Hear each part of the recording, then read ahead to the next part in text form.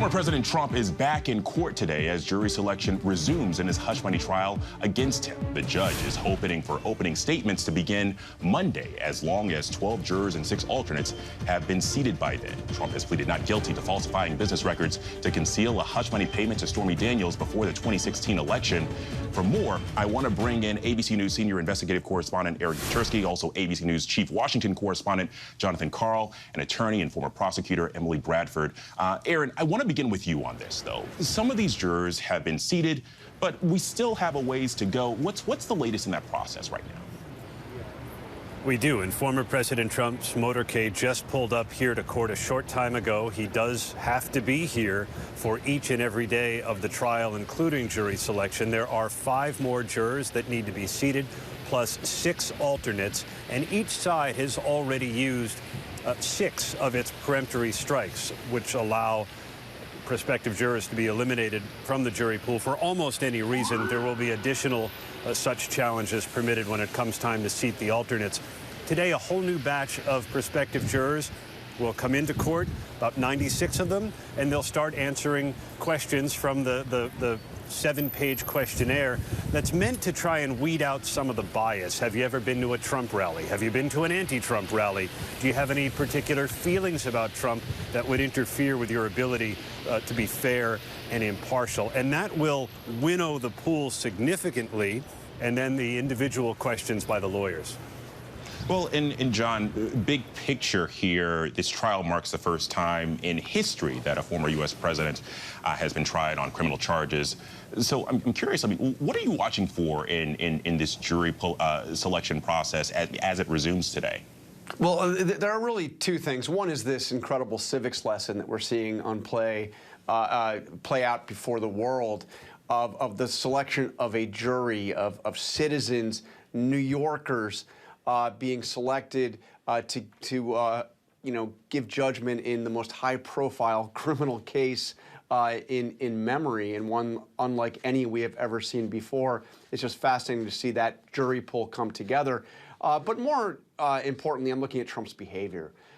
This is, now moving into day 3 of this trial. How does he take this day after day of sitting in that courtroom where he is not in charge, where he has to listen to critical things being said about him by everyday New Yorkers as they go through and make arguments about why this juror, that juror, potential juror should be struck. How does Trump handle being compelled to be there and not being in charge, and frankly, at least in this jury selection process, not being the center of attention as he almost always is?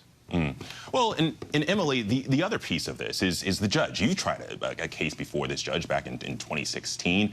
I mean, what do you expect from the judge in this case? I mean, how will things play out there? That's right. I did try a case in front of Judge Merchan in 2016. Actually, Trump was elected president in the middle of that case. In my experience, I think Judge Merchan runs a very tight ship. I think we've seen that so far. He's quick and efficient with jury selection, which 7 jurors at this point I think is a lot.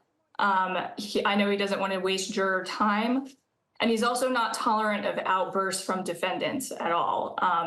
He wants the jury's focus to be on the evidence and not on the defendant's reaction to that evidence.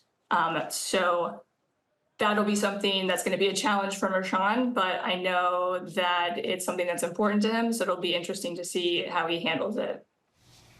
Well, and Aaron, I mean, I'm curious, I mean, what do we know about these jurors so far? I mean, I'm seeing a list here. We've got a teacher, an oncologist, a gentleman who thought that, Trump is mysterious and a fascinating individual during questioning. But what else do we know here?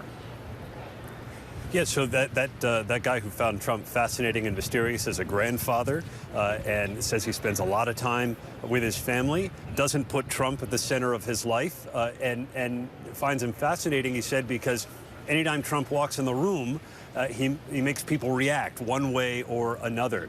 The nurse likes to walk her dog in the park when she's not doing her job taking care of cancer patients. The school teacher said she admires how Trump speaks his mind. She said she'd rather that than a politician who you don't know what they're thinking. All of them, though, did make a pledge to be fair and impartial, to give Trump what his lawyer called a fair shake once the testimony gets underway. And there's really something interesting about Trump being judged by New Yorkers. This is where he used to call home. This is where he rose to fame and where he established himself and launched his campaign for the White House, but where he had been a familiar figure, unlike to anywhere else in the country, for a long time, in and out of the tabloids, always bombastic and talking about, you know, what he did last night, who he was with, the famous people he surrounded himself with. And this is where now people are going to sit in judgment of him in a whole different way. That's a really good point. There are fewer people who have been in New York famous as long as they've been in New York as the former president. And Emily, I'm curious for you, I mean, what has surprised you about this jury selection process so far? I mean, I've been surprised at, frankly, how quickly they've been able to select 7 jurors. It's, you know, for all the reasons we've just discussed, it's hard to find people who haven't formed an opinion about Donald Trump and who don't already know a lot about the facts.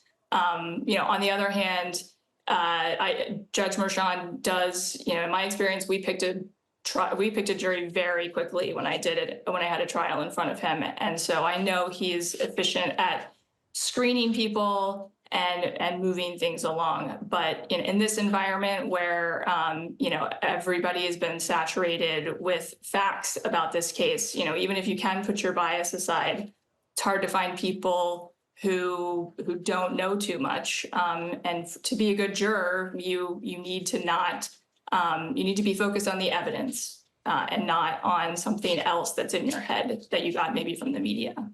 Oh. Well, and John Carl, we know that the former president has politicized this trial. He's talked about it hampering his ability to campaign the way he needs to be able to. He met the president of Poland last night to discuss increasing NATO aid to countries' defense spending. How is he balancing this campaigning now with his legal battles? Well, he's blurred the lines between those two for some time. And the truth of the matter is that he hasn't really been having a very vigorous campaign schedule. He does the occasional rally. But as we get closer to the conventions this summer, as we get closer to the fall campaign, you know, there's a need to be out there and campaigning. And at least for the next 6 straight weeks, he's going to be extremely limited in what he can do. So I am looking to how he will use the appearances he has outside that courtroom to further that campaign. And I expect he'll be doing that with some vigor and some aggressiveness. Okay. Well, we will be watching. Aaron and Jonathan, Emily, thank you all very much.